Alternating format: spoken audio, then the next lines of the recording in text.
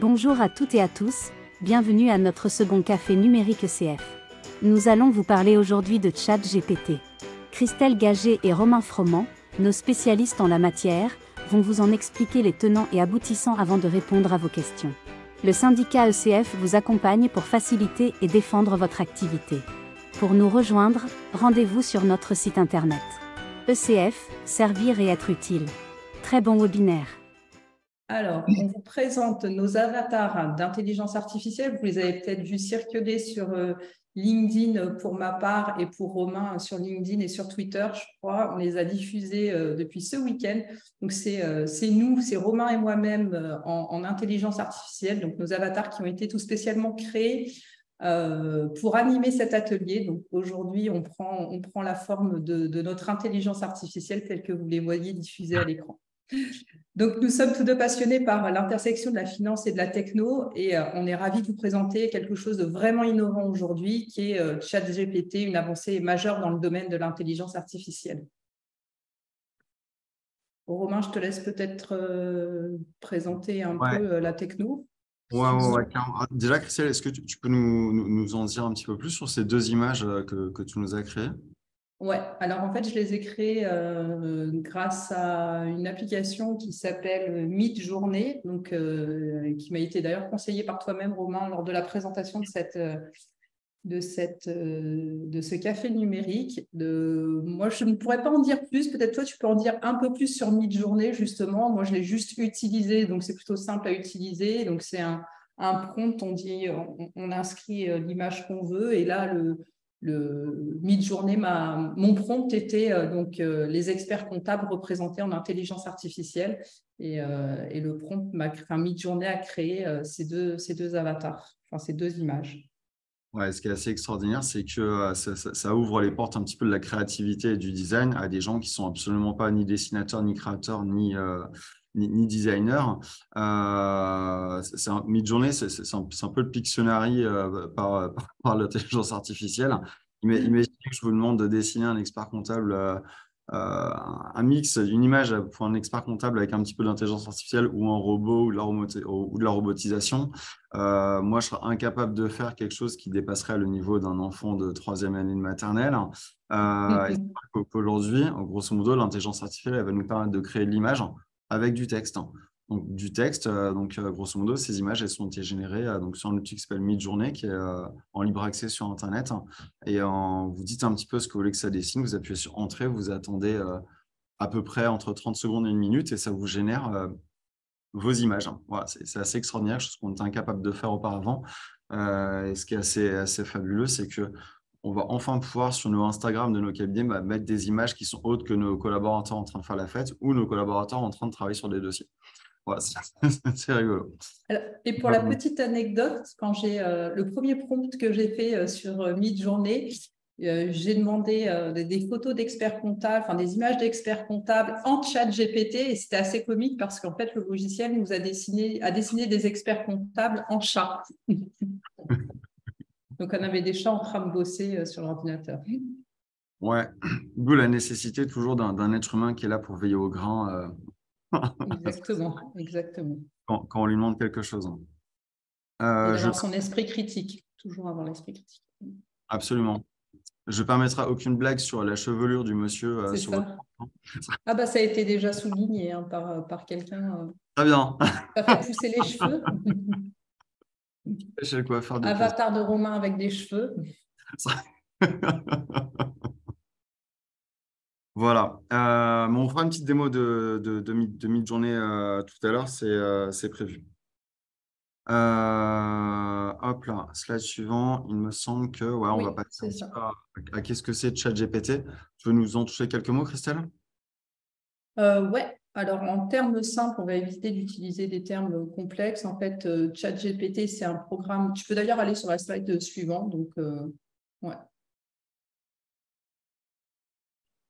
Voilà. Donc, c'est un logiciel qui a été produit par OpenAI, donc qui est une organisation de recherche en intelligence artificielle basée à San Francisco. L'objectif de ChatGPT est de créer des machines qui peuvent comprendre et générer du texte humain. En termes simples, donc c'est c'est tout simplement, sa puissance réside en fait dans la contextualisation d'une décision et surtout et de créativité, comme on vient de voir notamment juste avant. Donc, c'est tout simplement un programme informatique qui peut comprendre et produire du texte tel que le fait un être humain. Il est pré-entraîné donc, sur une vaste quantité de textes qui proviennent d'Internet, ce qui lui permet d'acquérir une connaissance générale du monde et du langage humain. Donc, en fait, il apprend systématiquement et à force d'apprentissage, donc il arrive à reproduire un peu la réflexion qu'on aurait et la créativité qu'on aurait en tant que nous, êtres humains. Donc, la technologie utilisée, c'est la technologie Transformers. C'est un type de réseau neuronal complexe. Alors, ne m'en demandez pas plus que ça parce que pour le coup, je suis pas informaticienne. Et donc, ChatGPT nous permet de réaliser un nombre de tâches très variées qui va de la rédaction de texte à des réponses à des questions complexes, automatisation de tâches.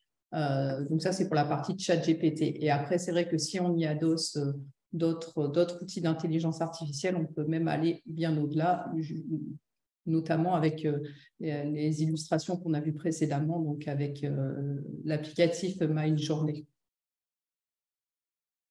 On peut peut-être passer à la slide, à part si tu as quelque chose de plus à rajouter, Romain, mais peut-être passer directement au cœur du sujet, ce qui intéresse Juste avant la démo, en petit préambule par rapport à la slide d'après et surtout aux démonstrations, c'est que ChatGPT, au final, donc, chat, comme son indique, c'est un espèce de chatbot. Ça fait quelques années qu'on parlait de chatbot. J'ai fait mon mémoire d'expertise comptable d'ailleurs sur le sujet en 2018, soutenu en 2019.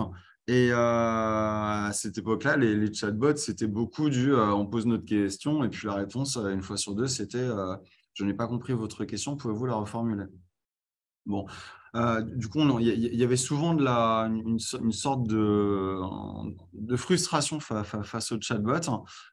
Ceux les plus répandus étaient vraiment ce qui était un petit peu marketing, ou il y a ceux de la SNCF qui marchaient plutôt bien de temps en temps, mais c'est assez quelque chose d'extrêmement limité.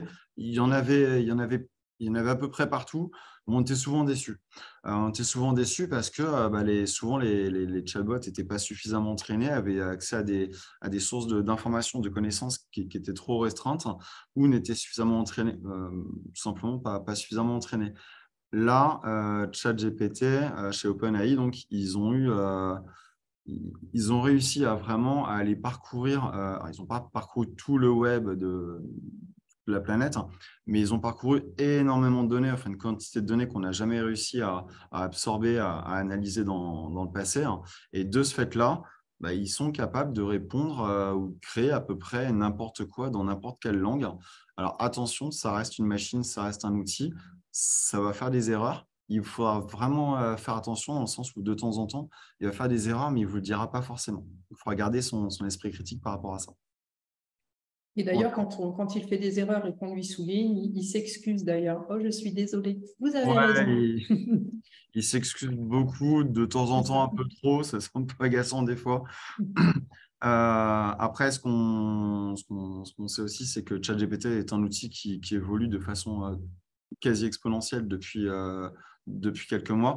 ChatGPT, j'ai envie de dire que de mémoire, ça a été entre guillemets connu du grand public depuis fin de l'année dernière. En novembre-décembre, on commençait tous peut-être un petit peu sur nos téléphones ou sur nos ordinateurs à prompter, à commencer à lui poser des questions. En novembre-décembre, on commençait à lui poser des questions. On lui posait des questions un petit peu comme on avait l'habitude de le faire avec Siri ou avec Google ou avec Amazon Alexa. Et on s'est rendu compte, à force de l'utiliser, à force de regarder comment ça marchait, qu'en fait, il pouvait faire beaucoup mieux. Et l'essence de son utilité, ce n'était pas forcément simplement lui poser une question pour attendre une réponse, mais c'était beaucoup plus sur la partie vraiment création, créativité, brainstorming. On va voir ça tout de suite. Et puis surtout se positionner dans la peau de quelqu'un, toujours lui contextualiser pour qu'il réponde en fonction de notre contexte. Quand on va sur Google, quand on pose une question, on pose une question de manière générique, puisque Google, en fait, il va chercher que des textes qui sont connus, qui sont issus de sources qui sont écrites sur des pages Internet. Or, quand on pose une question à OpenAI, quand on lui pose le contexte, en fait, il va se positionner à la place d'un interlocuteur qu'on lui aura demandé, Par exemple, si nous, en tant qu'expert comptable, on s'adresse à un client, on va tout de suite lui contextualiser, lui dire, voilà, je suis un expert comptable, je m'adresse à mon client qui est chef de TPE. Et donc, en contextualisant ça au préalable de notre demande, en fait, il va faire une réponse telle que nous, on l'attend en tant qu'expert comptable, s'adressant à un chef de TPE. Si on lui demande, raconte-nous une histoire pour un enfant de 5 ans, en fait, il va se positionner dans la peau d'un adulte qui parle à un enfant de 5 ans, en fait. Donc, il s'adapte systématiquement à un contexte de demande. Carrément, carrément. Ça, c'est des éléments qui sont vraiment indispensables. Ce que je te propose, Christelle, c'est qu'on regarde un petit peu les différentes versions entre guillemets de ChatGPT, parce qu'il y a plusieurs façons d'y arriver, d'y accéder ou de l'utiliser, hein, avec des versions soit gratuites, soit intégrées dans un navigateur, soit payantes un peu plus poussées. On parle de ça très rapidement. Et après, on va regarder sur quelle interface il faut aller pour se connecter, créer son compte. Et juste après ça, partir sur un premier exemple. Ça te va? Tout à fait, on y va. Est-ce que Louis, éventuellement, si tu peux, si tu es encore là, je pense, si tu peux checker s'il y a des questions qui nécessitent des réponses. Je les poursuis, moi, en même temps, Là, t'inquiète pas. super impeccable. Donc, ChatGPT, c'est un outil que vous allez principalement trouver donc, sur le site de son créateur. Là, c'était OpenAI. Donc, le site, c'est openai.com. Vous allez dessus, vous cliquez, vous arrivez sur la page d'accueil qui est ici. Et donc, si vous avez déjà votre compte, vous êtes simplement sur Login. Et si vous voulez créer votre compte, vous allez sur SignUp. Vous pouvez créer un compte gratuit sur ChatGPT. Ça va vous permettre d'utiliser la version ce qu'on appelle 3.5. Et la dernière version gratuite utilisable aujourd'hui. Au début, franchement, pour tester, pour voir comment ça marche, pour s'approprier l'outil, c'est largement suffisant. Si vous voulez pousser un petit peu plus loin la bestiole, vous pouvez prendre une version payante, qui est là où vous aurez accès à la version 4. Payante, on parle de mémoire, c'est 22 $. 20 $ par mois. 20 Je $ par fais mois. 18 et quelques euros par mois. C'est ça. Bon, c'est un truc on n'est pas là pour faire la commercialisation d'OpenAI non plus, mais que vous soyez au courant. Je crois que c'est un abonnement qui est sans engagement, qu'on peut prendre quand on veut, arrêter quand on veut. Voilà. Donc, pour tester, ça peut être rigolo, mais il faut vraiment regarder la version 4 parce que les écarts sont vraiment impressionnants entre la version 3.5 qui est gratuite et la version 4 qui est payante. Et enfin, vous avez accès à une version de ChatGPT quand vous utilisez le navigateur Internet, le moteur de recherche Internet Bing qui a remplacé Internet Explorer, si je dis pas de bêtises. Alors, la version est assez intéressante. Elle reste encore en sous-capacité par rapport à la version 4 payante de ChatGPT. Voilà. C'est grosso modo un peu les trois versions les plus répandues, les plus utilisées. Et dernière chose, donc là, je suis sur un ordinateur parce que je vous partage mon écran. Vous pouvez tout à fait aussi télécharger l'application sur votre smartphone. Je sais que ça marche sur Apple, ça doit marcher sur Android, j'imagine aussi. Et vous y accédez exactement de la même manière. Voilà, pour la partie vraiment interaction, connexion à l'outil. Donc là, je vais fermer cette page-là et je vais aller sur… Voilà, donc là, je suis sur ChatGPT. Donc, j'ai créé mon compte. Je suis sur une version payante. Donc, la première chose qu'il me demande quand je vais aller en haut à gauche sur New Chat, il va me demander… Voilà, donc là, j'y suis. Il va me demander est-ce que je veux utiliser la version 3.5 ou la version 4. Version 3.5, vous voyez, il me dit bien, c'est un peu la meilleure pour les tâches du quotidien. C'est aussi la plus rapide. Et effectivement, la version 3.5 sera plus rapide en termes de réponse par rapport à la question, à ce que vous allez lui demander. La version 4, c'est la plus compétente. Elle est de temps en temps un petit peu plus longue. Ce que je vous propose, c'est qu'on part directement sur la version 4. Et version 4, vous voyez ici, il me dit par défaut ou il me demande si je veux utiliser des plugins. Alors, les plugins, je vais cliquer dessus. Voilà, ils apparaissent là. Les plugins, c'est un peu comme la première fois que vous avez acheté votre iPhone ou votre Huawei ou votre Samsung à l'époque, quand les gros smartphones, ils ont commencé à sortir les stores. Sur l'Apple Store, on a commencé à avoir un téléphone arrivé avec des applications préchargées. C'est un peu le ChatGPT de base. Et derrière, vous avez l'Apple Store, vous avez tout un tas d'applications que vous pouvez télécharger qui étaient soit gratuites, soit payantes. Sur ChatGPT, comment ça s'appelle hop là. Les plugins, c'est exactement le même principe. Donc là, moi, je suis allé en télécharger quelques-uns et vous avez ici un plugin store. Donc, si vous cliquez dessus, voilà, ça vous donne, alors là, il ne s'affiche pas très bien, mais ça vous donne grosso modo, je vais sur les nouveaux, bon, c'est ma connexion Internet qui n'est pas terrible, voilà. Donc, il vous affiche tout un tas de plugins qui existent. Donc, par exemple, dedans, je crois qu'il y en a un qui est de Expedia, donc peut vous aider de ChatGPT Expedia pour organiser vos vacances. Voilà, vous avez tout un tas vous avez Maps pour tout ce qui est cartes. Vous pouvez peut-être, voilà, pour apprendre à jouer aux échecs un peu mieux ou vous aider dans votre partie, demander à Chess, etc., etc. Dans les populaires, on a Speak, Chat with PDF. On ne va pas parler de celui-là, mais on va parler de Ask Your PDF tout à l'heure. Vous avez Kayak aussi pour tout ce qui est recharge de vol, location, etc. Donc voilà, tout un tas de plugins qui sont comme des petites applis dans l'appli, en fait, qu'on va pouvoir utiliser et que vous allez pouvoir découvrir au fur et à mesure. Il y en a, alors attention, on est au début de ChatGPT encore en 2023. Ces plugins, ils sont sortis grosso modo il y a 1, 2, 3, 4 ou 5 mois. Ce n'est pas des plugins qui ont 4-5 ans d'expérience et d'utilisation. Donc on fait attention encore pour l'instant, on est encore au tout début. Mais vous allez voir tout à l'heure dans les démonstrations qu'on va faire qu'on a vraiment des trucs sympas déjà aujourd'hui. Voilà. Au niveau du ChatGPT, on va lancer notre premier prompt. Ce que je vais vous proposer, alors c'est vraiment pour vous démontrer la partie, non pas question-réponse, donc question comment marche la taxe sur les véhicules de tourisme en France. Donc il va m'expliquer quelque chose, ça ne m'intéresse pas beaucoup, je sais déjà comment ça marche. Et Google sera plus à même à m'en parler. Par contre, en termes de créativité, il y a un truc que j'aime bien montrer, moi, c'est tout ce qui est poésie. J'aime bien la poésie. Alors, ça ne va pas vous servir dans votre quotidien d'expert comptable, mais pour vous montrer vraiment la capacité de créer. Ce que je vais vous demander dans les questions-réponses, est-ce que quelqu'un peut me citer le nom d'un poète qu'il aime bien? S'il vous plaît, au pif, le premier qui va venir, La Fontaine. La Très bien. Fontaine. Donc, on va parler de La Fontaine. Ensuite, est-ce que quelqu'un habite à la mer, à la campagne ou à la montagne? Hop, en 2 secondes, s'il vous plaît. À la mer, très bien. Quelqu'un a un animal de compagnie? N'importe. Un chat, un chien, un perroquet, un serpent, un chien. Parfait. Et dernière chose, je vais vous demander une humeur. Triste, colérique, amoureux, bonne. Non, bonne, c'est Bonne. bonne humeur. Allez. Ronchon. Moi, je mettrais ronchon.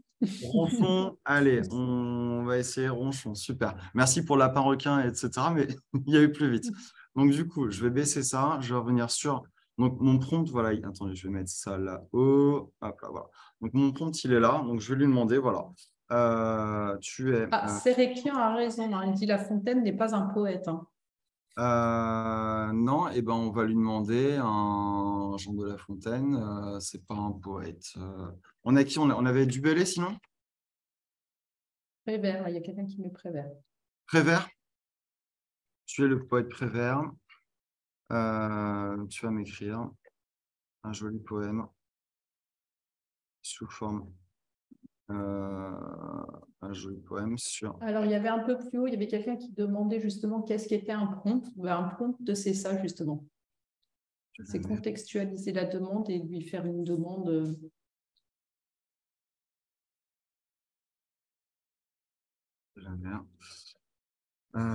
Hop. Et donc, je lui demande un joli poème. Et alors, si je lui écris juste ça, bah, il va me faire un poème, mais peut-être que je veux un truc extrêmement court. Donc, je vais lui demander sous la forme de. Et je vais lui demander 8 Alexandre. J'ai oublié le X. Alors, je vais oublier le X volontairement, parce que vous allez voir ce qui est sympa avec ChatGPT, c'est qu'il m'en veut pas trop. Il m'en veut pas trop si de temps en temps je vais faire des fautes d'orthographe. Il commence souvent par bien sûr, il aime bien sûr. Ouais. Voilà, donc il a bien compris ce que je lui demandais. Donc il a bien compris que je voulais un poème dans le style de Prévert sur un chien ronchon au bord de la plage, au bord de la mer. Et donc il va me créer un poème. Donc je vais lui demander, je ne sais plus combien d'alexandrins, 4 alexandrins, 8. je pense. 8. Ouais. Ok, un alexandrin. Hop là. Voilà, donc il m'a créé un poème. Sur la plage, un chien ronchon regarde la mer, dans ses yeux, on refait de l'écume et de colère. Il grogne aux vagues, défiant leur danse légère, et aux mouettes rieuses, il offre un regard sévère. Donc ça, c'était voilà, la première démo. Donc vous voyez, on a demandé à ChatGPT de créer quelque chose. Vous l'auriez demandé à Google, vous l'auriez demandé à Siri, ils auraient été incapables de le faire. Google et Siri, Alexa et tout ce genre d'outils qu'on a l'habitude d'utiliser sont des outils qui sont capables de donner des réponses si la réponse existe déjà. Là, on lui a donné un contexte, le nom d'un poète de qui s'inspirer. On lui a demandé quoi faire, on lui a demandé des alexandrins, on lui a demandé de la poésie. Il nous a fait ce qu'on lui a demandé. Et ça, c'est quelque chose qu'on ne savait faire qu'avec un être humain à l'époque. Et je vous avoue que si on m'avait demandé à moi un poème à l'après-vert sur le chien ronchon, ça aurait été beaucoup moins drôle. Passer du temps. Et en plus, la particularité, c'est qu'aujourd'hui, on lui demande, tu lui redemandes dans un new chat, il va écrire encore autre chose. Il ne va pas réécrire le même poème. Tout à fait, tout à fait. Alors, il va garder un petit historique, c'est-à-dire que si je lui demande, je veux le même, mais avec un requin, je crois qu'on a parlé de requin tout à l'heure, donc je peux vous montrer qu'il va garder, l'historique et il n'a pas besoin que je lui redise la totalité de ce que je lui ai dit. Donc là, je dis juste, je veux le même, mais avec un requin. Il va me ressortir un poème à l'après-vert, en alexandrin, des rimes, mais en parlant d'un requin au lieu du chien. Et du coup, comme je parle d'un requin, il va me parler beaucoup plus d'océan, etc., que le bord de la plage. Il ne va pas parler du requin qui est sur son transat en train de bronzer avec un mojito. Voilà, donc ça, c'était vraiment pour la démonstration. Je sais bien que vous ne ferez pas des poésies tous les jours, et bien pour montrer et démontrer que c'est un outil qui va nous créer du contenu, qui va nous créer quelque chose sur la base de ce qu'on va lui demander. Et c'est en ça que c'est assez remarquable. Maintenant, ce que je vous propose, c'est on va faire un deuxième prompt. Il est 14h, 14h15, ça va aller, c'est parfait. Donc, un deuxième prompt, on va rester sur ChatGPT. On ne va pas tout de suite aller encore sur tout ce qui est add-ons, etc. Je vais lui demander, donc je suis expert comptable. Alors, j'ai 494, 437. Il ne compte pas très bien 12 au lieu de 8. Oui, ce qu'on disait juste avant. ChatGPT fait parfois des erreurs. Et c'est pour ça qu'il faut garder son esprit critique parce qu'il est. Absolument. Il est pas. D'ailleurs, si tu lui écris-lui, il n'y a pas 8 alexandrins, mais 12. Il va s'excuser déjà.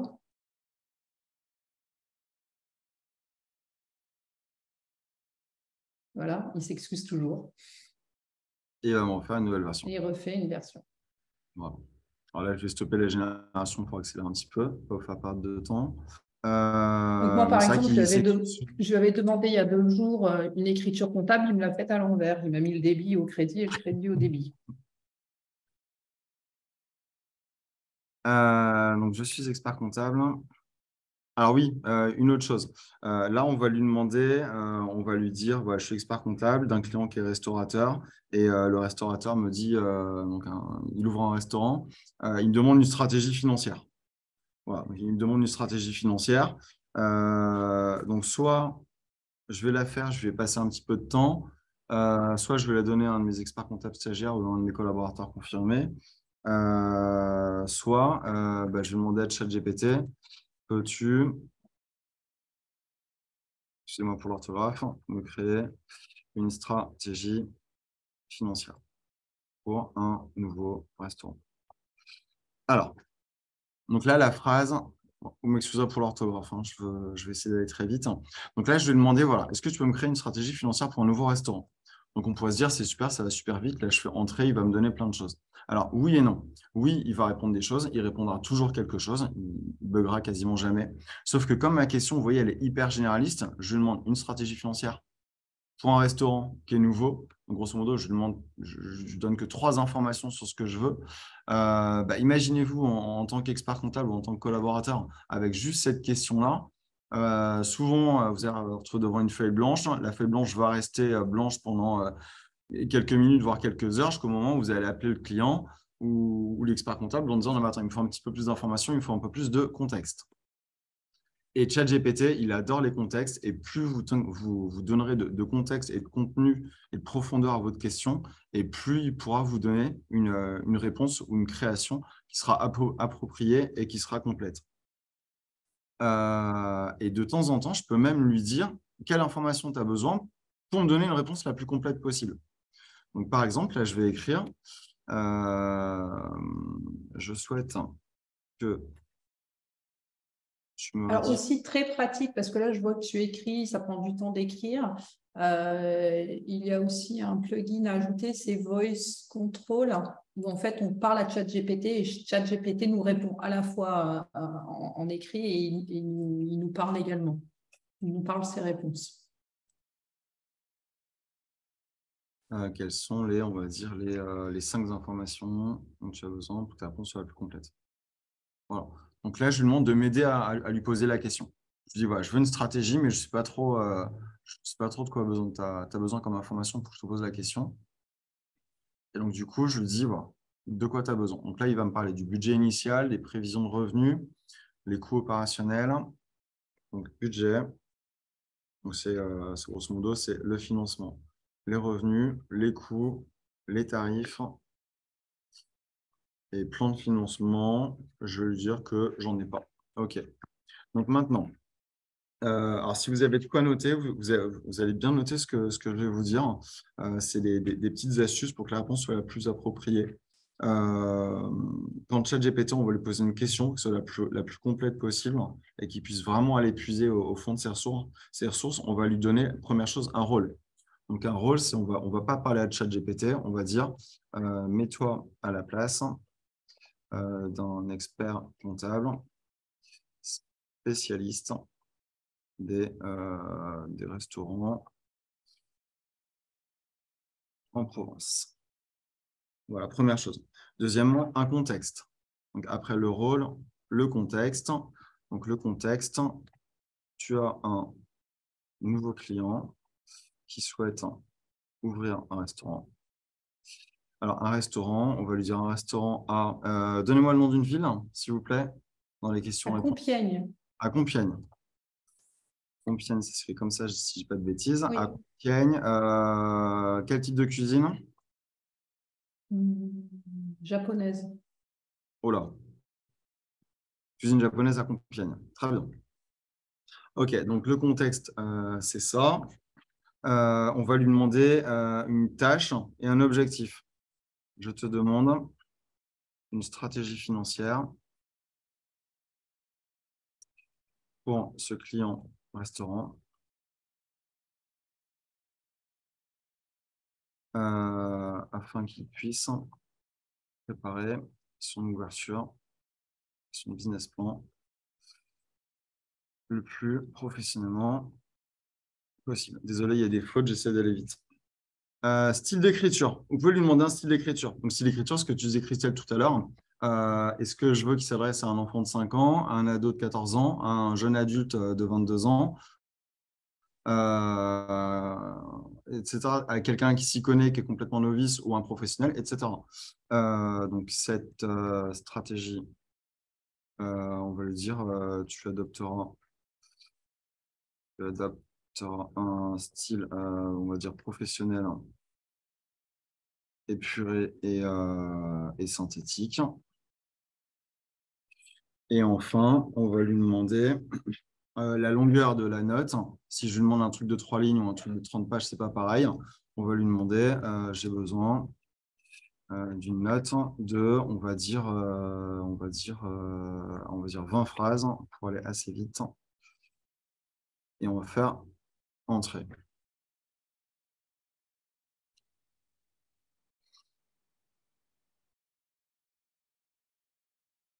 Vous voyez tous tout le monde voit toujours mon écran, c'est bon? Oui. Ok, super. Fabienne demande, est-ce qu'on peut lui demander des données chiffrées? Oui, on peut lui demander des données chiffrées, notamment quand je fais des recherches moi, sur un secteur d'activité, je lui demande toujours, par exemple sur un restaurant, quel est le ratio MP sur chiffre d'affaires moyen. Donc, toujours aller dans le plus de détails possible, puisqu'on veut des éléments chiffrés pour accompagner un client. Donc, bien lui dire si c'est, par exemple, de la cuisine la japonaise ou si c'est du fast-food. Mais oui, il donne des données, il donne des éléments chiffrés. Et aussi, petite information complémentaire, en fait, c'est que là, les données telles qu'on utilise par défaut ChatGPT, en fait, les données s'arrêtent à septembre 2021, mais on peut l'ouvrir à Internet Tu montreras ensuite, quand il aura fini de générer, peut-être comment on ouvre Internet. Tu sais, c'est dans les 3 petits points en bas à gauche.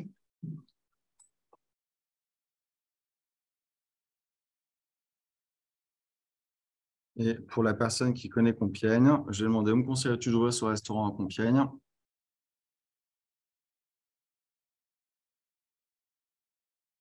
Alors, il ne va pas aller regarder le chiffre d'affaires, les résultats de tous les restaurants de Compiègne. Grosso modo, ce qu'il va aller voir, c'est un petit peu de données démographiques de la ville, un petit peu la carte de la ville. Il parle d'une riche histoire, population diversifiée, blablabla. Tac, tac, tac. Et donc, il nous donne quelques suggestions. Donc, centre-ville. Ouais, il ne se mouille pas trop. Il se mouille pas trop, non. Est-ce qu'il va nous parler de tac, tac, tac, proximité de l'Université de technologie de Compiègne? Ah, peut-être qu'à côté de l'Université de technologie, Ah bah, c'est à côté de mon bureau, je suis à côté de l'UTC. en japonais, parfait. Voilà, pas loin des quartiers résidentiels si on veut proposer des services de livraison, etc., etc. Donc ça, hop, je vais faire stopper la génération. Peux-tu me proposer maintenant quelques idées de marketing pour ce restaurant? Donc, je fais l'exemple du restaurant, mais ça peut être pour tout type d'activité, ça peut être pour votre cabinet, ça peut être vraiment pour ce qu'on veut. Donc là, il va nous sortir des îles marketing. C'est vrai que ChatGPT aussi aime bien les petits 1, petit 2, petit 3. Ouais. Il revient souvent sous cette forme, mais on peut lui demander sous forme narrative et il change sa formulation de réponse. Après, on peut lui demander également sous forme de tableau, d'une matrice. Carrément. On est sur un site web, à tout moment, on peut sélectionner ce qu'on veut, faire copier, CTRL-C, aller sur Word, sur Mail, sur ce qu'on veut et faire un CTRL-V. D'accord. Charline demande, est-ce que tu pourras lui remontrer comment on rajoute les plugins? Ouais, tout à fait. Je vais faire New Chat. Alors, je vais vous montrer un plugin. Hop là, attendez, je bouge ça ici. OK, ça marche. Donc, je reviens sur GPT-4. Donc, quand je vais sur GPT-4, ici, donc, en dessous de défaut, ça affiche plugin. Je vais cliquer sur plugin. Et ici, ça affiche, je vais être sur la petite flèche. Là, j'ai les plugins que j'ai déjà installés moi. Et tout en bas, vous avez le plugin store. Voilà. Dans les plugins, il y en a un que je vais vous montrer qui s'appelle Ask Your PDF. Donc, Ask Your PDF, c'est grosso modo, je vais lui fournir un PDF à ChatGPT. Il va aller fouiller dedans et il va me répondre grâce aux données qu'il y a dans ce PDF-là. Que ChatGPT est allé parcourir le web, mais il n'a pas lu tous les PDF du monde entier. Donc, pour que Ask Your PDF puisse fonctionner, il faut que vous ayez pu mettre votre PDF en ligne. Donc, attention aux données confidentielles. Mettez pas vos bulletins de paye, mettez pas de choses avec des noms, des prénoms, etc. Pour l'instant, restez vraiment que sur la donnée publique. Donc là, je vais prendre un exemple. Fabienne demande, je pense connaître la réponse, mais les plugins sont-ils dispo sur la version 3.5? Moi, je ne vois pas le lien, donc je pense que non, on est d'accord. Non, non, non. Donc, par exemple, sur Internet, il y a un document qui est disponible, qui est ouvert à tous, qui est le document de tout ce qui est commissariat aux comptes, aux apports et à la fusion, pardon. Donc, ce document-là, vous pouvez le télécharger et vous allez sur le site Ask Your PDF. On va cliquer, on ne voyait pas très bien que ça, c'est un peu pénible. On va cliquer sur uploader le document. Je vais prendre le document ici. Ou attendez, j'en ai même un autre, c'est une décision concernant, je crois qu'il y a eu des petites normes, des nouvelles normes en termes de commissaire aux comptes il n'y a pas longtemps. Le document est un peu plus léger. Hein, voilà. C'est un document du H3C, ça va prendre un petit peu moins de temps à charger. Il doit faire 4 ou 6 pages. Voilà. Donc là, je vais charger mon document du H3C qui me parle des nouvelles normes qui sont sorties il n'y a pas longtemps. Il me génère un petit code là. Je vais cliquer sur le petit copier, donc avec ma souris pour faire, voilà, j'ai copié mon petit lien. Je vais revenir sur ChatGPT. Et là, je vais lui dire, peux-tu me faire une synthèse de mes collaborateurs en 10 points du document suivant Deux points. Je fais CTRL-V, donc je colle mon raccourci que je viens de coller il y a 30 secondes. Je fais entrer. Alors moi, j'ai fait la même pour info pareil, sur un audit, un rapport d'audit que je devais rendre en anglais sur un programme européen. Et donc, je suis nulle en anglais, donc je lui ai déposé en PDF. Je lui ai demandé de faire la traduction pour savoir Ouais, au moins ce que je devais indiquer dedans. carrément. Et la traduction est très, très bien faite. La traduction est super bien faite. Là, pour Ah, ça, j'ai Burger Cyril qui dit, y a-t-il une taille maximum en page possible pour ouais, tout à fait. intégrer tout le CGI, par exemple? Oui, alors, tout le CGI, monsieur est curieux. Alors, sur ASPDF, vous ne pourrez pas charger de document qui fait plus de 300 pages. Ça, c'est déjà une certaine limite. Première chose. Deuxième chose, pour vraiment que ChatGPT fonctionne correctement avec ASPDF, généralement, il fonctionnera beaucoup mieux si les documents PDF font moins de 50 pages. Après, vous pouvez tout à fait charger, découper votre fichier de 600 pages en 12 fichiers de 50 pages et charger les 12. Ça prendra un petit peu plus de temps, mais sera beaucoup plus réactif derrière. Et Voilà. après, j'ai une autre question de Ouais. Xavier qui demande que deviennent les PDF déposés sur OpenAI? Alors, normalement, OpenAI, dernièrement, quand je reviens sur l'onglet, parce que finalement, je ne sais pas si on aura le temps de voir la confidentialité et sécurité des données, ça aurait été bien Oui, un petit peu, d'en échanger rapidement dessus. Justement, il y a une manière de supprimer automatiquement ces chats dans OpenAI. Or, dans Ask Your PDF, je ne sais pas. Romain, est-ce que tu sais Non, si non, non, Ask Your non. PDF, il garde les PDF? Non, non, c'est la raison pour laquelle je vous disais tout à l'heure de faire vraiment très attention à tout ce que vous mettez sur Internet en termes de PDF. Je me permettrai au jour d'aujourd'hui, sur du Ask sur PDF, qui est un outil qui est gratuit, de mettre que de la donnée qui est disponible sur Internet. Donc, on fait attention, on ne met pas de données personnelles, vous ne mettez pas les comptes de vos clients, vous ne mettez pas les contrats de travail de vos collaborateurs. C'est ce qu'on Ça, verra dans le dernier slide, en fait. ouais. Les conseils, c'est anonymiser vos demandes le plus possible. Jamais mettre de nom du client, du nom du cabinet, du nom de vos collaborateurs, ce que vient de dire Romain, le plus possible. Et puis, il y a un mode dans ChatGPT, c'est le mode confidentiel. En fait, ce mode permet de supprimer automatiquement les données au fur et à mesure. Mais bon, après, il ne faut pas oublier que ChatGPT n'est pas soumis au RGPD. Donc, même s'ils essaient de s'en rapprocher au plus pour rester ouvert dans les pays européens notamment, il faut Ouais. quand même se méfier et puis jamais de donner inscrire des données confidentielles à ChatGPT, parce qu'on n'est pas à l'abri Non, non, non, on n'est pas que là. ça Ouais. fuite. Que ça fuite. Et d'ailleurs, il y a eu des comptes piratés. Donc, pour les personnes qui ne supprimaient pas, tous les comptes piratés, en fait, on a eu accès à leur précédent chat. Oui. Là, si je veux, voilà, j'ai ces deux petites parties, par exemple. Si je les veux en anglais, je vais sélectionner, je vais faire copier, je vais dire, peux-tu me traduire cela en… Et je ne vais même pas mettre de l'anglais, je vais mettre en suédois. Je vais faire coller, entrer, et, et du coup, il va me traduire en suédois instantanément ce que je vais copier-coller. La traduction, franchement, elle fonctionne de ce qu'on a pu voir Ouais. des traductions. Alors, moi, je parle Alors, pas c'est pour ça qu'il suédois, faut hein. mieux traduire dans l'autre sens, puisqu'on arrive mieux à le comprendre. Mais Oui, son modèle de traduction, ce n'est pas du Google Trad, quoi. C'est ouais, vraiment, il fait des phrases lisibles, compréhensibles, très bien construites. Donc, il est assez fort pour ça. carrément. Carrément, carrément. Donc, la traduction, Ask sur PDF, on l'a vu. Je voulais vous montrer Visla. Donc, Visla, je vais prendre ce document. Alors, vous m'excuserez, c'est qu'en anglais pour l'instant de ce que j'ai cru comprendre, mais je l'ai découvert il n'y a pas longtemps. Je vais lui demander, peux-tu me créer une vidéo avec Visla sur les 3 points suivants, 2 points. Coller. Donc là, je lui ai mis les 1, 2,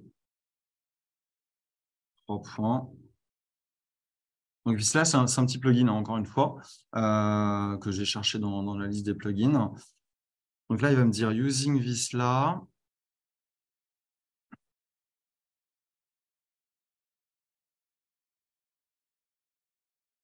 Donc, je ne suis pas créateur graphique, je ne suis pas designer, je ne suis pas vidéo producteur non plus. Je ne suis pas parfaitement bilingue.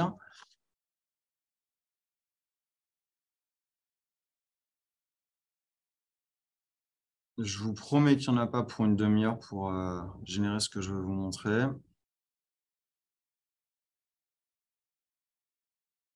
Alors, j'ai Marie qui demande quelle est la différence il y a entre un plugin et une application. Un plugin, c'est vraiment quelque chose qui va venir se greffer à un outil existant. Par exemple, sur votre navigateur Internet, par exemple, pour moi, j'utilise beaucoup Google Chrome. Vous avez tout un tas de petits plugins qui vous permettent de temps en temps de faire des petites choses. Moi, j'ai un petit plugin Evernote dont je me sers pour enregistrer des fois des sites Internet qui m'intéressent avec certaines documentations ou des PDF ou des petites notes personnelles. Voilà, c'est vraiment un outil, c'est C'est comme un un accessoire, en fait. C'est comme une option sur une voiture. C'est ça, c'est ça. L'application, c'est vraiment un outil à part entière qui va travailler complètement de façon indépendante. Donc là, voilà, il m'a dit, j'ai créé une vidéo basée sur les informations, titre de la vidéo, description, tag. Vous pouvez regarder la vidéo en cliquant sur le lien. Je vais cliquer sur le lien. Il va m'ouvrir Visla.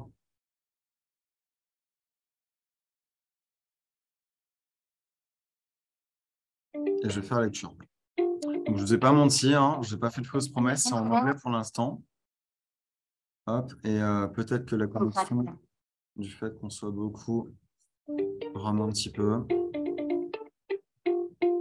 In today's complex financial landscape, auditors play a crucial Ouais, je suis désolé, ça rame énormément. Oh, c'est pas grave, on demandera Et, à Louis avec le replay de donner, ou Ouais. peut-être dans le replay, on mettra le lien. Mais concrètement, moi, j'ai jamais créé de vidéo, ou à part vite fait avec mon téléphone, avec des mix de photos. Mais là, je lui ai donné juste du texte à ChatGPT et il m'a créé une vidéo que je peux derrière soit partager, soit mettre sur mon site internet. Et ça, c'est des choses où avant, il fallait vraiment passer par des agences pour faire des choses extrêmement belles. Aujourd'hui, pour faire des choses assez synthétiques, assez simplifiées, oui, on arrive à faire des choses comme ça en quelques minutes.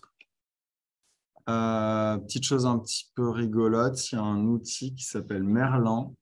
Alors Merlin, c'est aussi un plugin de ChatGPT, mais là, pour le coup, c'est quelque chose que vous allez installer en tant que complément sur votre, Ouais, mais là, tu te vends, Romain. Après, les gens, ils vont plus regarder tes sur votre commentaires de la même navigateur. Non, manière. je vous promets que je l'utilise jamais parce que je trouve que c'est encore un peu. Alors, est-ce que mon Merlin, il est bien activé ici? Là, j'ai un post de Françoise Savès, par exemple. Je vais cliquer sur commenter. Je vais cliquer sur commenter, voilà. Et là, il va me proposer plusieurs petites choses. Et, alors, est-ce qu'il est en français? Normalement, oui. Et je lui dis, voilà, mets-moi un petit commentaire positif. Normalement, ah, attendez, il m'a déconnecté, bougez pas. Hop, hop, hop, ça va aller vite. Bon, il faut que je me reconnecte sur Merlin. Donc, Merlin, encore une fois, ouais, c'est un petit add-on, un petit plugin de ChatGPT. Il va me demander de me connecter. OK. Ça, c'est bon. Maintenant, j'ai l'air d'être connecté, là, hein. On va essayer. Voilà. Alors là, il me l'a fait Ouais, il est en, en anglais. Non, là, il c'est me pas l'a grave. fait en anglais. Mais normalement, je suis bien en français. Non, je suis bien en français. Non, mais parfois, il persiste à écrire en anglais. Moi, j'ai déjà testé. Et... Et si je fais régénérer, peut-être que non. Stop, clear, régénérer. Bon, vous voyez, du coup, je m'en sers pas vraiment encore aujourd'hui. Mais j'avais trouvé que c'était. Non, bah, il me le fera en anglais pour la démo. Allez, c'est les joies du live. Euh, Mhm. euh, euh, Il y a quelqu'un qui demande, Jima qui demande, est-il possible de créer un site internet avec ChatGPT? Ouais, c'est possible. Je vous avoue que je n'ai pas testé parce que je serais incapable. Enfin, je ne pense pas avoir les compétences pour aller jusqu'à là. Mais par contre, ce que j'ai pu lui demander de rigolo sur ChatGPT, c'était, je lui ai demandé, peux-tu me créer, je lui ai dit, tu es expert VBA, crée-moi un code pour une présentation PowerPoint avec, je sais pas moi, avec les sujets suivants. Deux points, coller, entrée. Et normalement,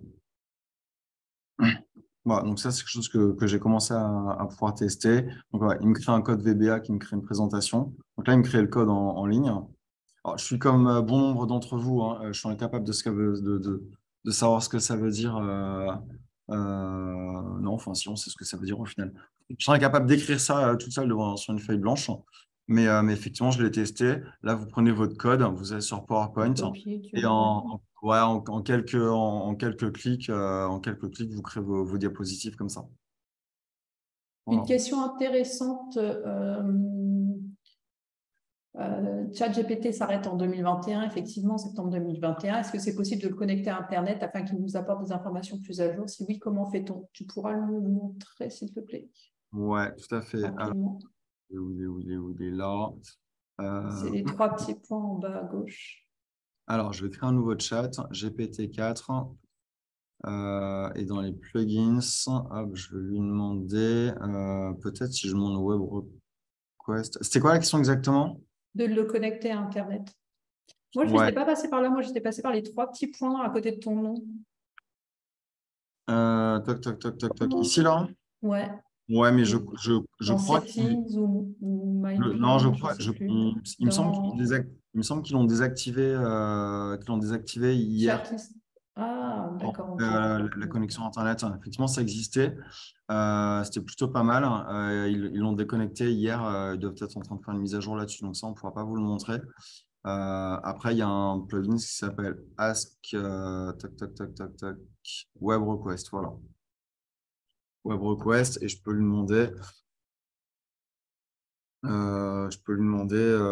moi, peux-tu me dire quoi de neuf sur le site Sinon, tu demandes qui est le président de la République. Je crois qu'avant, sur la version qui n'est pas ouverte, il dit je ne sais pas, je ne suis pas sûr. Je crois quelque chose comme ça. Et là, il le sait. Enfin, 2023. Non, je pense pas qu'il sache normalement. Ah si, alors je vais demander, voilà. Là, je lui ai demandé Web Request. Et donc, du coup, à mon avis, il va pouvoir trouver. Nickel, il sait. Ok. Donc, ouais, ce petit Web Request, c'est un petit plugin effectivement qui permet de connecter à Internet, même quand la connexion Internet de base de la version 4 est désactivée.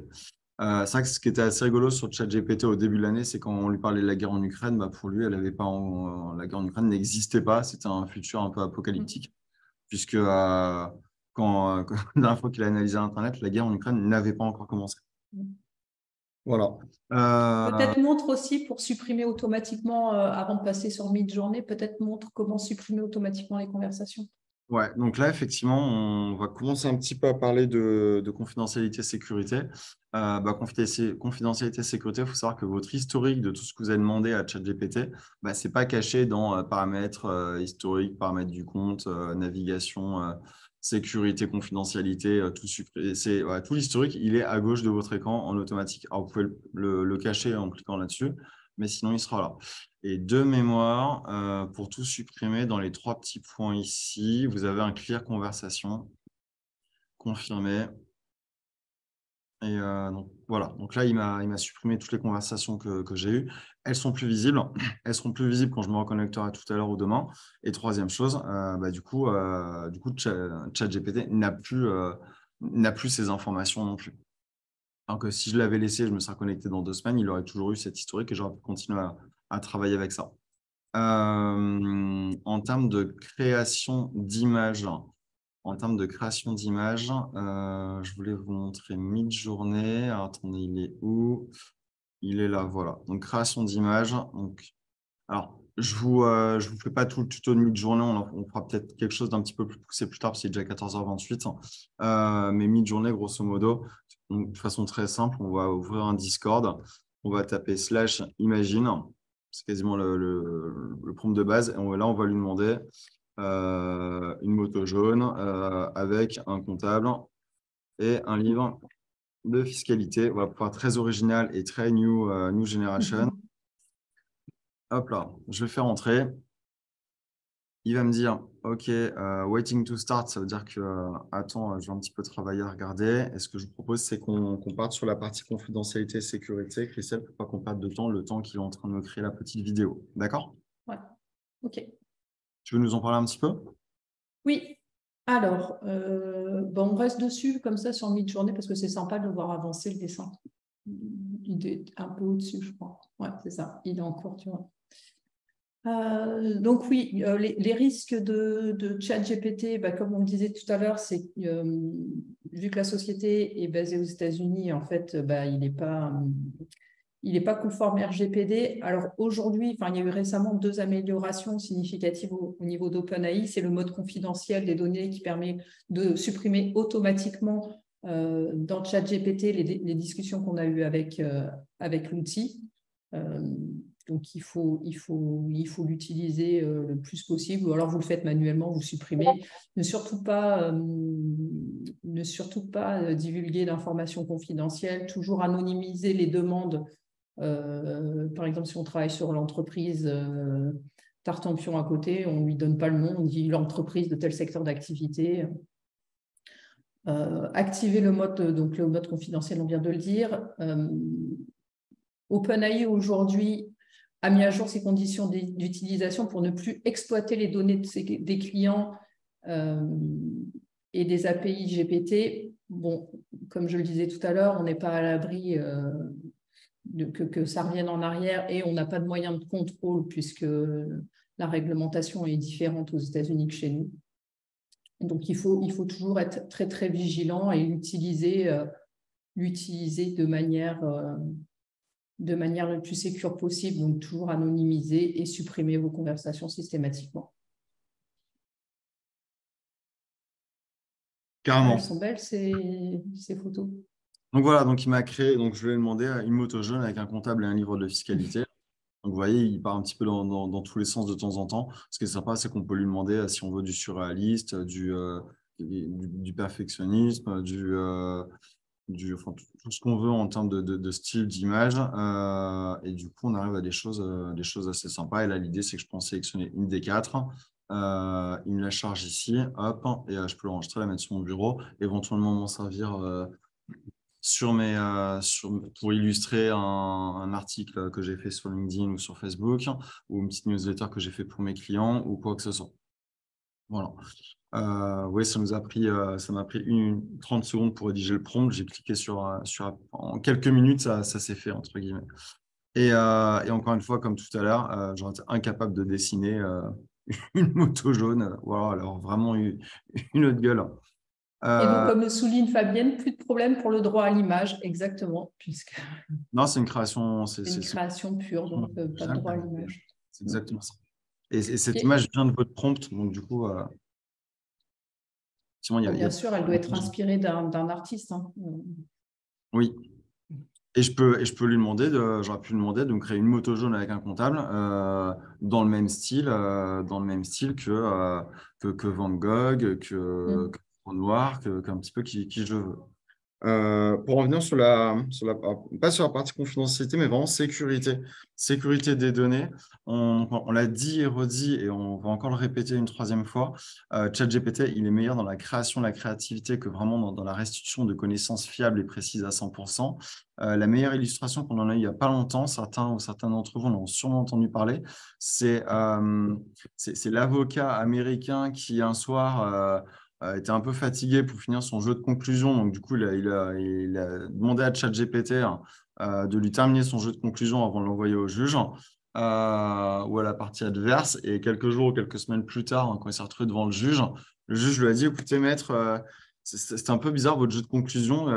J'ai l'impression de redécouvrir le droit.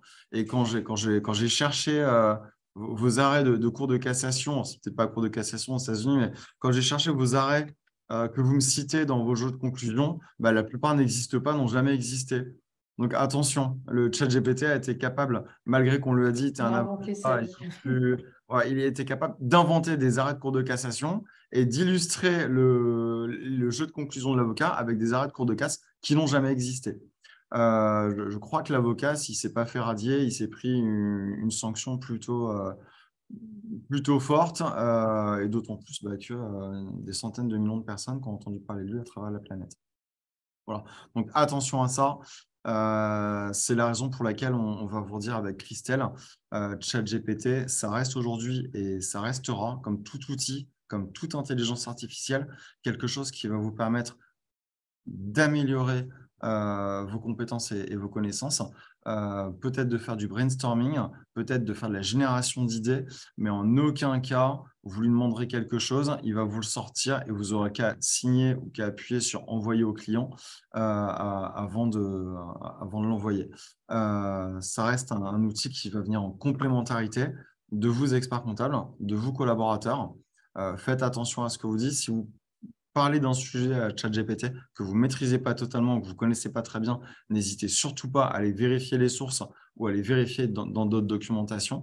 Il est hyper Et bien. d'ailleurs, ChatGPT, souvent, il le dit à la fin, quand on lui pose une question technique, il dit je ne suis pas un expert, veuillez prendre conseil auprès d'un expert comptable, d'un avocat. Carrément, carrément, carrément. Si je demande de me calculer la TVS sur une Clio RS, je ne connais rien en bagnole, moi. 3 Sport TDX, ça ne va même pas exister.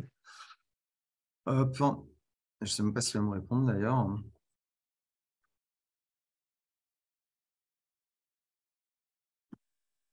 Voilà, il va me parler de quelque chose, mais voilà, faites vraiment attention, pas de copier-coller envoyé au client.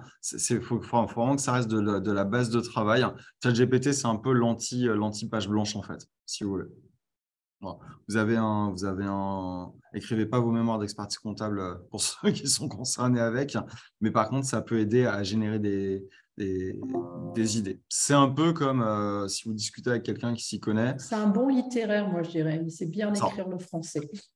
C'est exactement ça. Parce que moi, ça m'arrive, une fois, j'avais un mail à rédiger à un client qui était un peu long, donc j'ai mis mes idées, j'ai commencé à préparer mon mail, j'ai mis plein d'idées les unes derrière les autres.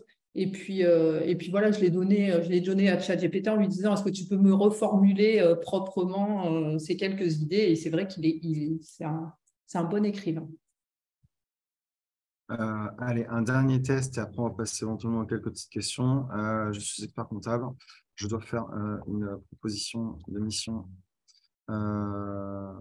comptable, sociale. Alors, on l'avait fait ensemble pour la lettre de mission, c'était pas foufou, hein. Alors, Elle était assez courte. Ouais, non, c'est pas la lettre de mission que je vais faire, c'est juste Oui, une proposition. une petite proposition de mission par mail, par email à un prospect. On va marquer allez, fleuriste. J'aime bien les fleuristes. Donc, hop là, mission comptable. On va partir sur, allez, 3 000 € hors taxe par an. Social, on va dire 30 € par bulletin de paye pour 2 salariés. Et juridique à 500 € par an. Peux-tu me rédiger une proposition par mail de façon structurée qui donne envie?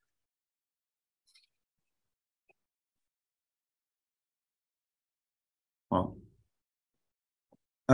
Donc ouais, il m'a fait un truc assez rigolo. Je vais parler de fleuriste et en pleine floraison.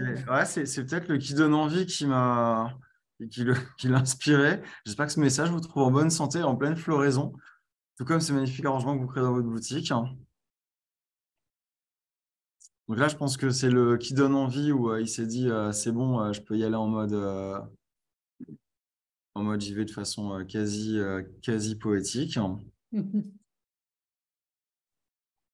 Voilà, et je stop.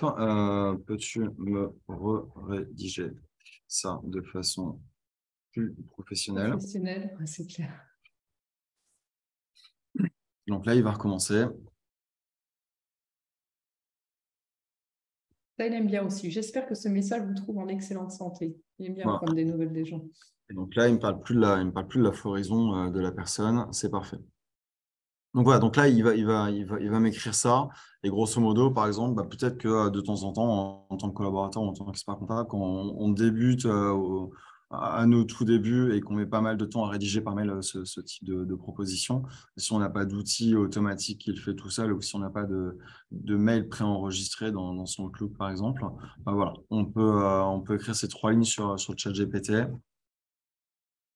Hop, hein. Et puis en plus, il nous dit qu'il va nous aider à naviguer dans le paysage juridique avec confiance et tranquillité d'esprit. C'est peut-être des choses où de temps en temps, on va pas forcément penser à écrire. Voilà. J'ai une Donc là, question intéressante. Est-ce ouais. que c'est possible de demander la source des informations à ChatGPT afin de vérifier les informations? Oui, moi je le fais, mais il ne répond pas. Il dit qu'en fait, c'est une multitude de données. Donc après, il faut lui dire, par exemple, si on a une question fiscale, il faut lui dire, donne-moi les articles du Code général des impôts, par exemple. Et là, il donne les articles. Mais sinon, il ne dit pas d'où il tient ses sources quand il fait une réponse. Alors, on va faire le test en live. Donc, taux d'impôt sur les sociétés, il va en fonction du bénéfice, blablabla. OK, pour une TPE réalisant un bénéfice de 30 000 euros, le taux est de 15%. Ouais, 38 120, il s'est arrêté à À 2021. la loi de finances. Donc, je vous recommande de consulter un expert comptable Toujours. là, et je peux lui demander à la fin, peux-tu me citer ta source? Alors, sur les sources, pour l'instant, je suis hyper déçu et je vais vous montrer quelque chose qui, à mon avis, ne va pas fonctionner. Quoique peut-être que le web request, du coup, il va m'aider à répondre. Non, mais il va recommencer la même chose. Non, non, En non. plus, même avec le web request, il actualise pas le taux. Ouais, vous voyez, voilà. Donc là, il m'a répondu de côté. Il m'a Application des différents taux de TVA. parlé de la TVA alors que je lui ai parlé d'impôt sur les sociétés. Et je clique dessus, voilà. Il m'envoie sur la liste des taux de TVA que je vais parler d'impôt sur les sociétés. Donc, les sources, j'ai envie de dire, sur le principe, il a envie de le faire. On lui a appris à le faire, mais c'est encore extrêmement aléatoire encore aujourd'hui. Donc, attention aux sources. Pour l'instant, j'ai envie de dire, ce n'est pas encore fonctionnel à ce jour. On a d'autres types. Il y avait une question intéressante. Donc, concernant l'IA, quels sont les logiciels de production comptable qui utilisent l'IA et qui sont performants ou en devenir? Répète la Moi, question. je saurais pas répondre, mais concernant l'IA, quels sont les logiciels de production comptable qui utilisent l'intelligence artificielle et qui sont performants ou en devenir? Ok, alors on répondra pas à cette question. Du moins, on citera aucun logiciel. On n'est pas là pour ça. Je crois même qu'on n'a pas le droit entre guillemets. Du Mais moins, je est-ce qu'il y a des ne crois logiciels pas. aujourd'hui qui Ouais. utilisent l'intelligence artificielle? Alors, Mais vraiment, hein, pas de l'ossérisation, parce que ça, moi, j'appelle pas ça de l'intelligence artificielle, hein, pour le c'est coup. vrai, c'est vrai, c'est vrai. Alors, les sérialisations, on n'appelle pas ça de l'IA, souvent parce que on se dit l'OCR, ça existe depuis très longtemps et l'IA, c'est très récent. Pour les puristes, on vous dira que l'OCR, au contraire, c'était entre guillemets les premières IA qui existaient. À l'époque, c'était la Poste, la Poste américaine qui s'est dit dans les années 70, si je ne dis pas de bêtises, est-ce qu'une machine pourrait reconnaître ce qu'elle écrit sur les enveloppes de façon plus rapide qu'un être humain? Ils ont développé des algorithmes, ils ont réussi à faire fonctionner l'outil, sauf que c'était extrêmement gourmand en termes de puissance, en termes de puissance de calcul. Et ça marchait, mais ça coûtait monstrueusement cher. Donc, du coup, ils ont vite abandonné le projet. Les premiers OCR, du coup, enfin, les OCR qu'on utilise aujourd'hui sont un petit peu issus de ces premiers OCR d'il y a une trentaine, quarantaine d'années. Avec tout ce qui est, on en parlait avec Christelle l'autre jour, tout en parlant d'IA. Ce l'IA aujourd'hui, elle existe pourquoi? C'est parce que, on commence à avoir sur Internet des données qui sont suffisamment importantes pour entraîner des jeux de données et apprendre à l'IA. Et deuxième chose, on a de la puissance de calcul suffisante avec les fermes de savoir qui sont développées sur les dernières décennies, et notamment grâce à un secteur d'activité qui est assez rigolo, qui est le jeu vidéo, et notamment l'éditeur NVIDIA. Alors, NVIDIA, je peux en parler, c'est pas un éditeur comptable et personne ne m'en voudra, mais NVIDIA était vraiment un des précurseurs en termes de possibilités techniques de génération de l'intelligence artificielle. Aujourd'hui, vous allez retrouver de l'intelligence artificielle dans, par exemple, un petit peu dans l'OCR, dans tout ce qui est je réfléchis, j'analyse comment je vais fournir un FAQ à un logiciel, il va analyser le FAQ, il va regarder comment je passe mes écritures généralement, il va s'apercevoir que quand il y a tel compte fournisseur, bah, c'est plutôt tel compte de charge qui est utilisé, voire tout le temps. Et de temps en temps, grâce à ça, eh ben, vous allez pouvoir derrière lui donner des nouvelles factures et il va apprendre de ce que vous avez fait dans le passé grâce à votre FAQ et il va du coup créer vos nouvelles écritures grâce à ça. On a testé un outil au cabinet dans le domaine de la pharmacie que certains connaissent certainement la semaine dernière. Une compta de pharmacie, grosso modo, ce n'est pas les chiffres exacts, hein, mais qui prenait des heures et des heures à faire vraiment toute la compta et la déclaration de TVA pour un mois donné. On a réussi à la faire de mémoire en l'espace de 15 ou 20 minutes la semaine dernière. Donc, parfois, vous avez des gains de temps qui sont assez impressionnants. Ce qui est certain, c'est qu'entre la facture électronique et l'intelligence artificielle, on risque de se retrouver face à des cabinets qui vont travailler de façon vraiment différente les prochaines années. Alors, attention, ce ne sera pas en 2023, ce ne sera pas en 2024, ce ne sera peut-être pas non plus en 2025, mais dès 2026-2027, on risque de voir des changements qui ne seront pas du tout les changements qu'on a vécu avec les DSN, avec le FEC, avec la TVA sur le site des impôts il y a une petite vingtaine d'années, etc. Première chose. Deuxième chose, on ne va pas parler d'indépendance numérique aujourd'hui, ce n'est pas le sujet, mais pour en venir à ce chat GPT, c'est peut-être un outil qui va pouvoir nous aider dans notre quotidien. C'est peut-être aussi un outil qui va permettre à certains, comment dire, certains éditeurs en ligne de logiciels de comptabilité en ligne qui ne font aujourd'hui, entre guillemets, que de la comptabilité, mais qui peinent à faire toute la science et répondre aux questions de toutes les personnes, dans le sens où ils n'ont pas 120 000 collaborateurs dans leur boîte pour répondre à toutes les questions. Bah, peut-être que si ChatGPT évolue très très vite, peut-être que des outils en ligne qui font quasiment toute la compta avec l'aide du chef d'entreprise tout seul, sans expert comptable, peut-être seront à même, en plus de ça, de répondre aux questions de façon de plus en plus intelligente aux clients directement, 24 heures sur 24, sans être fatigué, sans prendre de vacances, sans jamais dormir. Voilà. Donc tout ça pour poser, pas pour faire peur, mais pour poser un petit peu les bases de ce qui pourrait se passer plus tard et nous apporter à nous autres, tous ensemble dans le cabinet, que ce soit les experts comptables ou les collaborateurs, des pistes de réflexion sur savoir comment envisager notre avenir, notre métier de demain. Voilà. Une autre question aussi que j'ai Ouais. repérée qui était intéressante, est-ce que ChatGPT peut interpréter des graphiques dans le cadre du trading? Est-ce qu'il y a un plugin qui interprète des graphiques ou pas? Très honnêtement, j'en ai aucune idée. Je pense que ça existe peut-être. Si ça n'existe pas, je pense que ça ne saurait tarder à exister. Donc dans le trading, hein, c'est ça? Ouais. Get Financial. Donc, Ou l'interprétation de graphiques. Alors, vous allez pouvoir de temps en temps connecter votre chat GPT avec un équivalent entre guillemets, un équivalent d'Excel.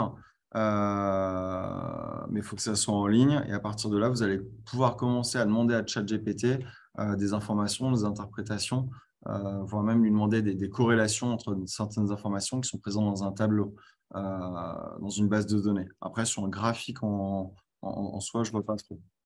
Bon, pour ceux qui espéraient devenir riches en bourse en 2023 grâce à ChatGPT, je pense que c'est encore un peu tôt. Tu as d'autres plugins à nous suggérer, à utiliser dans le cadre d'un cabinet d'expertise comptable? Une autre question qui vient d'être posée, en dehors de ceux que tu nous as déjà présentés. Non, franchement, c'est vraiment les principaux qu'on utilise aujourd'hui. Au sein du cabinet, donc ça va être vraiment As2PDF pour tout ce qui est interrogation et création à partir de documents PDF qu'on possède, qui sont entre guillemets libres, enfin qu'on peut utiliser naturellement sans qu'il y ait de protection, quelle qu'elle soit. Donc faites attention aussi à ceux donc experts comptables ou collaborateurs qui ont un accès privé sur le site de l'ordre des experts comptables. Certains documents donc, du coup, sont disponibles parce que vous avez un accès au site de l'ordre, parce que vous avez une autorisation.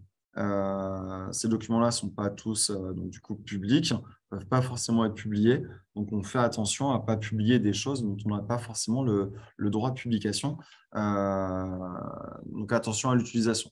Considérez presque que tout ce que vous allez fournir à ChatGPT, il va sûrement l'enregistrer quelque part et si ça l'intéresse, il va le conserver de façon plus importante que ce qu'on aurait escompté. Très bien. Et après, oui, les plugins, je suppose qu'il en sort quasi tous les jours en ce moment, donc il ne faut pas hésiter C'est à aller exact. dans le store de temps en temps pour aller voir les nouveautés. Il y a un petit truc qui... est-ce qu'on peut aller voir un site internet de Peppers, par exemple, hein. Allez, alors c'est pas pour faire de la pub, c'est parce que c'est un outil qui est gratuit. Hop, hein. Et je vais lui demander à ChatGPT, il est où, il est où, il est où, il est... Attendez... Il est là. Désolé, ça va un peu vite. Désolé pour le mal de tête. Donc, il y a un truc qui s'appelle Web Request. Non, pardon, qui s'appelle Website Performance. Là, je vais désactiver ceux dont j'ai plus besoin. Hop là. Donc, imaginons, vous avez fait votre site internet de votre cabinet il y a 3-4 ans. Depuis, il n'a pas trop bougé. Vous avez la même agence de développement web. Vous interrogez un petit peu vous avez des clients qui vous disent ton site il est un peu pourri ou alors il est un peu lent ou j'y arrive pas trop. Vous avez un petit plugin qui s'appelle Website Performance. Vous allez pouvoir lui demander peux-tu analyser les performances du site internet. Hop, voilà, donc là, je vais taper peppers.fr. Alors, est-ce qu'il a compris que... Voilà, nickel. Donc, oui, il a compris tout seul que je voulais utiliser le plugin Website Performance. Il regarde, il analyse. Et là, je sens qu'il y a un paquet d'experts comptables qui va appeler son développeur web en disant, mais c'est quoi ces performances? Voilà, donc petite analyse des performances du site. Performance 65 sur 100, c'est pas terrible. Accessibilité 91, meilleure pratique 100%, c'est nickel. SEO, c'est parfait. PWA, me demandez pas ce que c'est, je suis pas développeur. Quelques métriques, il y a plusieurs opportunités d'amélioration. Donc là, voilà, il va même vous dire éliminer les ressources qui bloquent le rendu, tac, tac, tac. On peut gagner 1,3 millisecondes. Bon, je vais dire 1,3 millisecondes, c'est pas la folie non plus.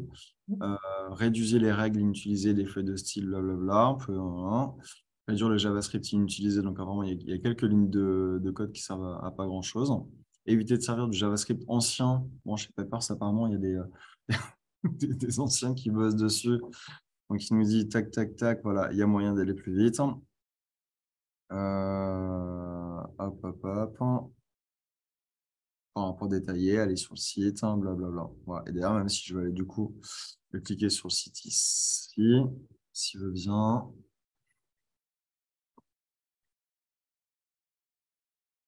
Il veut bien, non, il veut pas. Ok, nickel. PHP d'Insight. Voilà. Et donc là, il va m'amener sur cette page-là et il va me dire, ah non, je suis pas allé.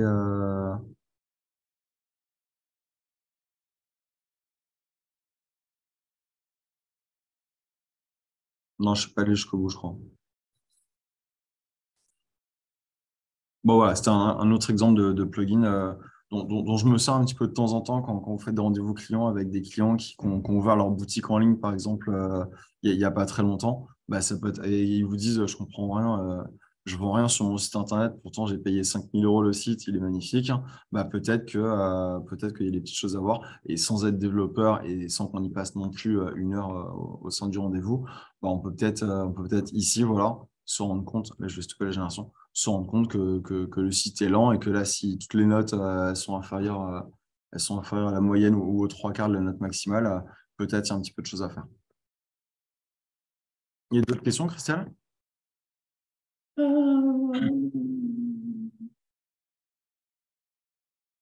Est-ce que ChatGPT peut analyser un bulletin de paye? Ça va être Euh, un PDF à déposer, mais je ne vois pas trop ce qui va nous sortir. Ouais, non, bah, déjà de une, je le ferai pas parce qu'il y a de la donnée personnelle dedans.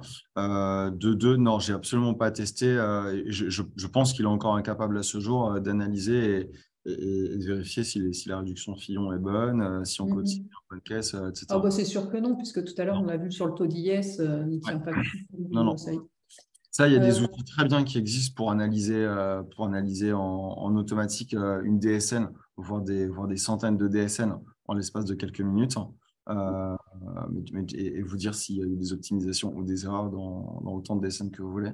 Mais ce n'est pas le objet de ChatGPT. ChatGPT. Euh, voilà. Il y avait une question demandée de rédiger les statuts URL à partir de 3-4 infos. Oui, ça c'est possible. En plus, c'est les statuts de base. Donc, il suffit de... Oui, tout à fait. Tout à fait. Bah, essayez, hein, mais me rédiger. Donc, oui, vous tapez petit me rédiger. Hop là. Le statut d'une URL. Du nom de Tartampion. Objet, création web. Lieu, Montpellier. Donc un seul associé, Cabinet bien associé. sûr. On va dire Charlène. Lupin.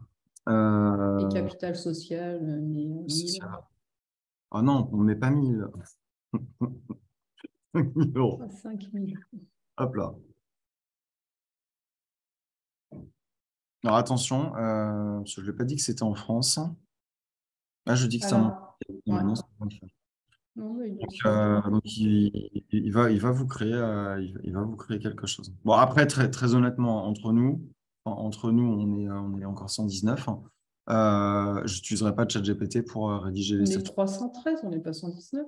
Non, ah non, c'est les questions, pardon. C'est les questions ouvertes. Excuse-moi, j'étais sur les questions-réponses. Après, est-ce que ChatGPT peut faire l'analyse financière et recommander l'achat-vente d'actions? Bah, aujourd'hui, non, parce qu'elle n'est pas actualisée. Donc, à moins qu'il y ait un plugin qui existe. Patrice, je ne sais pas si un plugin est en milieu. Oui, ce serait bien. Donc oui, il y a quelqu'un qui dit, je comprends de votre presse, très intéressant, qu'il faut utiliser la version 4 payante et avec Bing. Tu avais dit que c'était tout à l'heure, tu nous as parlé de Bing. Ouais, Bing, grosso modo, ça va être l'équivalent de la 3.5 ou un chouï mieux que la 3.5. Mais on restera sur on sera sur quelque chose de moins bien que la version 4 dans tous les cas. Et on ne pourra pas rajouter des plugins, donc. Non. Après, voilà, pour commencer, si vraiment vous ne l'avez jamais testé, hein, ou si vous l'avez testé que un peu comme on l'a tous fait au début, hein, souvent, on a testé ChatGPT et souvent, on s'est arrêté au bout de quelques questions avec quelques potes ou quelques collabs. On s'est souvent arrêté. Une fois qu'on a posé quelques questions, on s'est rendu compte qu'il y avait des réponses, soit il n'était pas à jour, soit il répondait de travers. Et vite, du coup, on a arrêté de l'utiliser. Encore une fois, ChatGPT, c'est vraiment de la génération d'idées, c'est vraiment de la génération de propositions. C'est vraiment. Moi, je l'utilise pour pas partir de la page blanche ou pour reformuler, surtout aujourd'hui. Mais je ne vais pas lui poser des questions techniques. Un truc sympa que je vais vous montrer, c'est je suis un cabinet expert comptable. Je souhaite développer mon chiffre d'affaires. Hop là. Dans une démarche marketing.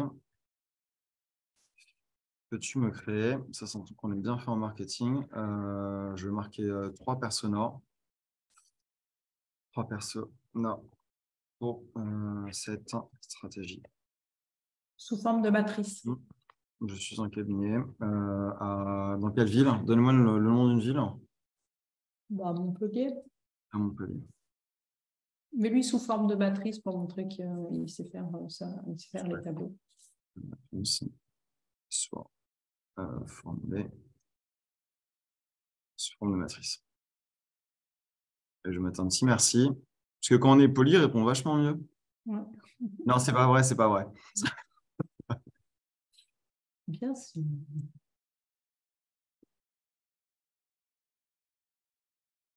Donc, tu vois, il ne t'a pas mis sous forme de... Non. Je ne sais plus sous quelle version je suis. Je ne sais plus. Donc, les personas, ah voilà, donc là, c'est marrant parce que donc là, il me parle de création de fondateurs de start-up technologiques. Quand je lui ai posé la question la dernière fois sur des personas pour un cabinet expert comptable, j'étais dans une autre ville, il ne m'a pas du tout parlé de start-up technologique. Donc là, il va me parler de fondateur start-up techno, consultant indépendant en marketing et dirigeant d'une entreprise de construction de taille moyenne. Donc à chaque fois, il nous parle, voilà, les revenus, donc localisation Montpellier à chaque fois, ce que valorisent les types de personnes. Donc du coup, si on veut plutôt aller chercher à Montpellier des fondateurs de start-up, hein, des consultants indépendants marketing ou des dirigeants d'entreprise construction taille moyenne. Bon, bah, lui va plutôt préférer. Donc là, la femme de 45 ans, consultante indépendante en marketing avec 2 enfants, elle va privilégier la simplicité, la clarté et la flexibilité. Le dirigeant de PME, 120 000 euros de revenus, il va privilégier l'expertise et la confidentialité. L'entrepreneur de 35 ans, fondateur de start-up, lui, ce qu'il va privilégier, de plus que les autres, c'est la disponibilité et la fiabilité. Donc, vous voyez, selon les personas, ils vont vous dire un petit peu ce que recherchent les gens et les défis de chacun. Donc, lui, il va préparer sa retraite, gérer une entreprise en pleine croissance. Isabelle, notre consultante en marketing, ça comprend les lois fiscales, gérer les finances tout en s'occupant de sa famille et de son travail. Donc, peut-être pas lui envoyer des mails en fin de journée pour lui demander tous les documents pour la TVA, ce n'est pas déjà fait. Et à chaque fois, donc voilà, défi. Là, notre entrepreneur startup techno, défi, manque de temps et connaissances limitées en comptabilité, voire il n'en a jamais fait. Voilà. Et si je veux une stratégie